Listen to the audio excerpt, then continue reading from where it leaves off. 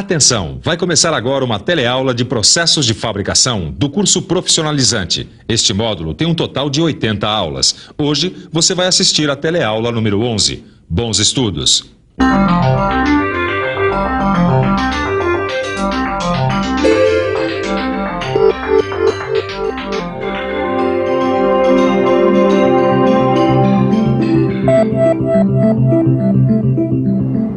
Logo que eu cheguei aqui nessa indústria para fazer o meu estágio de conformação mecânica, eu achei que eu nunca ia entender para que servem todos esses equipamentos. Aí eu comecei a aprender todas as etapas do processo e com a ajuda dos controladores daqui, eu vi que o bicho pega, mas não morde. Da sala de controle, os técnicos acompanham o funcionamento de toda a instalação. Só que nem sempre as salas de controle foram tão modernas quanto essa, né? Já deu para ver que o assunto é quente. Então vamos ver o que nos espera na teleaula de hoje. Na teleaula de hoje, você vai ver a importância da automação nos processos de conformação mecânica. Mas eu tenho uma dúvida. Se antes as indústrias conseguiam funcionar sem todos esses controles automáticos, por que agora eles são tão importantes?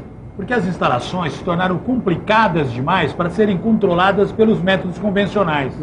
Para controlar o funcionamento, como eu estou fazendo agora, seriam necessários vários funcionários e mesmo assim, o nível de produtividade e de qualidade seriam mais baixos. Bom, para entender o que conformação combina com automação, é melhor a gente ficar de olho na teleaula que está começando agora.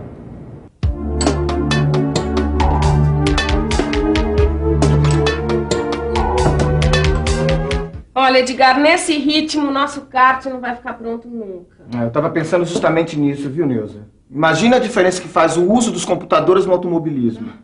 Bom, o pessoal usa os computadores para conferir o funcionamento do sistema. Assim eles ganham centésimos de segundo, certo? Vamos baixar a bola nessa história de computadores aí, porque no nosso caso, a gente não fala em segundos, Ed, a gente fala em meses. Tudo bem, Neuza, você tem razão, mas o computador está muito mais próximo da gente que você imagina. Nos processos de conformação mecânica que produzem várias peças do nosso kart, ele tem grande importância. Neuza, eu acho que a gente vai ter que saber o que é automação. Numa indústria, o sistema de automação funciona como uma rede, com vários computadores interligados.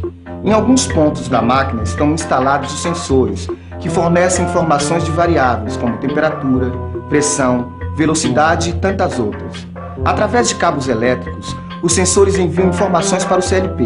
O CLP pode interferir na operação da máquina e, simultaneamente, esta informação é transmitida a um outro computador central, que interfere em todo o processo. E o homem? Onde fica nessa história? O homem acompanha isso tudo e se alguma coisa fugir do controle do computador, imediatamente ele interfere no sistema. Ananias, esse negócio de computador é muito bom, mas pro pessoal que administra, viu? Na produção, eu acho que o resolve mesmo é colocar a mão na massa. Que é isso, Vitorino? Se eu tivesse tudo automatizado aqui na minha oficina, essas peças que você acabou de encomendar ficariam prontas muito mais depressa. Imagina só que beleza, se cada peça que eu fosse usinar ficasse ali no torno, só o tempo certinho que fosse necessário e eu aqui, controlando. Mas aí não ficaria com aquela qualidade que é a tua marca registrada. Obrigado pelo elogio, mas olha, Vitorino, a automação tem tudo a ver com qualidade. Todos os processos de conformação mecânica, por exemplo, utilizam automação na linha de produção. Você já viu como funciona uma laminação? Eu já. Então, a automação na laminação melhora o controle dimensional das chapas metálicas, melhora a planeza, melhora a rugosidade superficial, melhora as propriedades mecânicas do material laminado e serve principalmente para melhorar muito a produtividade. Puxa, eu não tinha imaginado que era tão importante a automação na laminação, rapaz. Então, e tem muito mais ainda. A gente precisa ficar por dentro.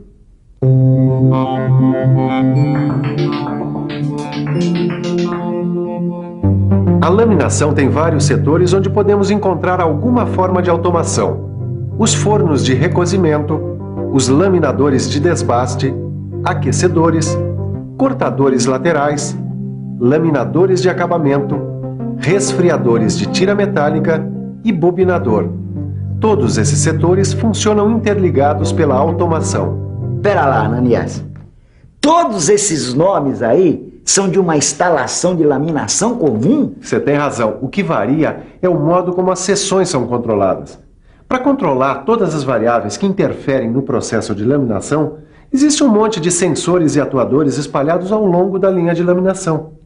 Existem sistemas de controle que utilizam sensores radioativos nos laminadores para medir a largura e a espessura da tira metálica, enviando essas informações para os computadores.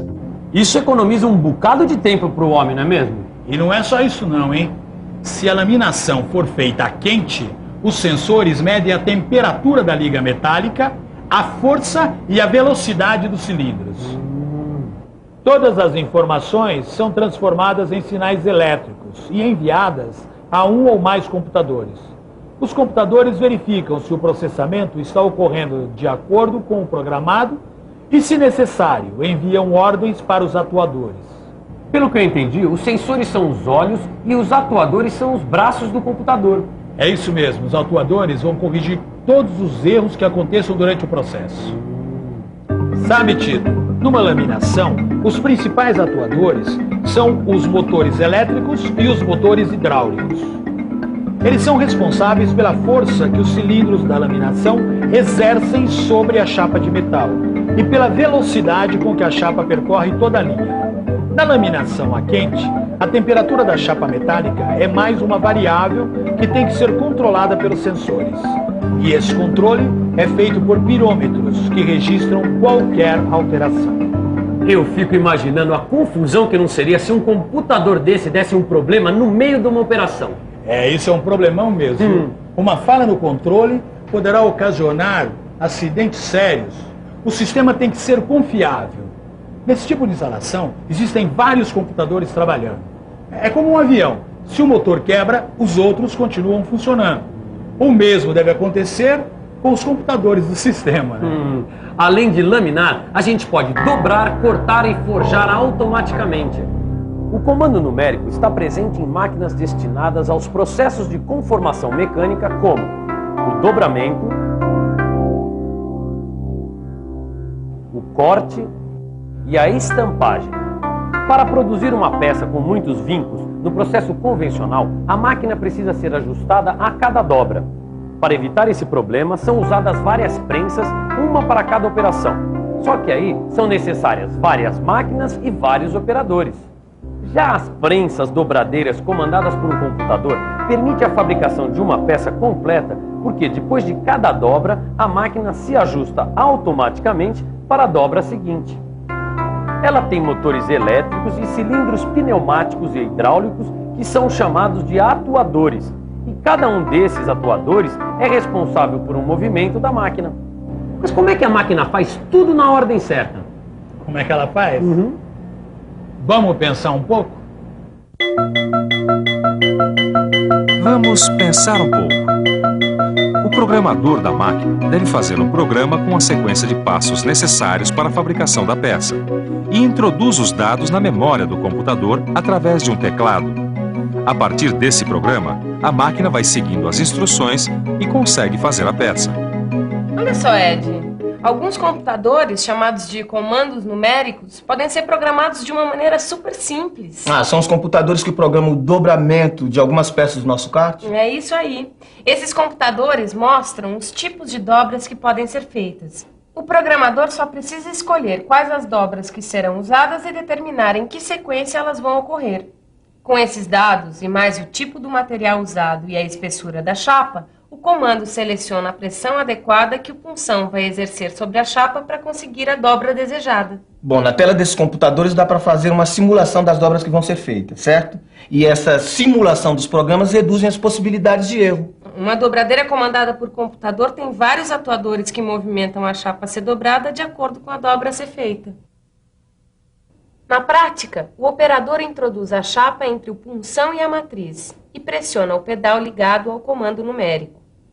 O movimento da chapa é executado e a dobra feita.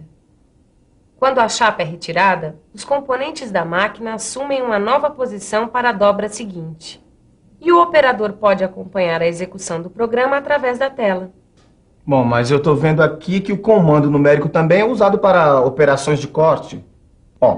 Uma puncionadeira que usa o comando numérico, a mesa é fixa e sobre ela são encaixadas esferas transferidoras que diminuem o atrito gerado entre a chapa e a base da máquina. Junto à coluna da máquina existe um arrastador de chapa, um conjunto mecânico que prende uma das bordas da chapa e que tem a função de movimentar a chapa de acordo com os movimentos determinados pelo programa. Eu ainda não entendi onde é que entra o programa de comando numérico nessa operação de corte. O programa comanda os movimentos realizados pelos motores elétricos que fazem com que a chapa seja puxada e empurrada sobre as esferas transferidoras. Mas a gente precisa saber mais sobre as operações de corte. Acima da mesa existe o cabeçote e nele a gente vai ver o pistão hidráulico, onde será montada a punção da ferramenta. Na mesa abaixo da chapa e na mesma posição do cabeçote, existe um alojamento onde será encaixada a matriz da ferramenta. A puncionadeira pode trabalhar com várias ferramentas que produzem chapas com formas diferentes através de corte ou deformação. Aqui a gente pode ver 3 momentos do processo de corte da chapa feito com a mesma ferramenta. Esta ferramenta é especial porque executa cortes em ângulos diferentes, mas precisa de uma máquina capaz de girá-la de acordo com o ângulo programado. O mais comum são as ferramentas com punções e matrizes fixas. Elas são presas ao porta-ferramentas que fica no arrastador da chapa. O conjunto de porta-ferramentas é chamado de magazine. Depois de realizar o seu trabalho, a ferramenta deverá ser substituída pela ferramenta seguinte, de acordo com o programa executado pelo comando numérico. Eu acho que agora chegou a hora da gente ver como é que se faz para conformar automaticamente. É para isso que estamos aqui, né? As prensas mecânicas e hidráulicas destinadas a operações de conformação mecânica a frio e a quente também podem ser automatizadas. Mas onde é que a automação entra? As formas mais simples de automação de prensas estão no sistema de alimentação de chapa que trabalha em sincronia com o funcionamento normal da máquina. Entre um curso e outro da prensa, a chapa metálica é alimentada a partir de uma bobina numa operação sequencial e repetitiva. Puxa, isso é muito importante, porque evita que os operadores sofram acidentes, o que é muito comum quando essa operação é feita manualmente. Pois é. Quando se trata de carregar e descarregar a máquina e efetuar operações repetitivas e perigosas, os robôs industriais são acionados. Através de mudanças nos programas responsáveis pelos seus movimentos, os robôs conseguem manusear uma grande variedade de peças. E com eles não tem fadiga e nem acidentes de trabalho, por causa de tarefas repetitivas. Se a deformação for a quente, então, é melhor ainda, porque o robô pode substituir o homem na hora de ficar perto de altas temperaturas. Dá para automatizar também a regulagem do posicionamento das matrizes e punções, os cursos e a pressão do martelo e os sistemas de lubrificação. Deu para entender? Deu! Mas como a nossa cabeça não é um computador, eu acho melhor a gente dar uma boa olhada na revisão que vem por aí. E atenção, se liga aí que é hora da revisão. Na teleaula de hoje, você viu o que é automação e viu como ela é importante para a laminação, o dobramento, o corte e o forjamento. Bom, hoje deu para você ver as vantagens que a automação traz para os processos de conformação mecânica. Como não automatizaram ainda o meu torno, o jeito é ir no manual mesmo. Agora eu sugiro que você pegue o seu livro de estudos e dê uma boa olhada. Porque aí, quando alguém lhe perguntar alguma coisa sobre automação, você vai responder assim, ó, automaticamente. Bons estudos e até a próxima!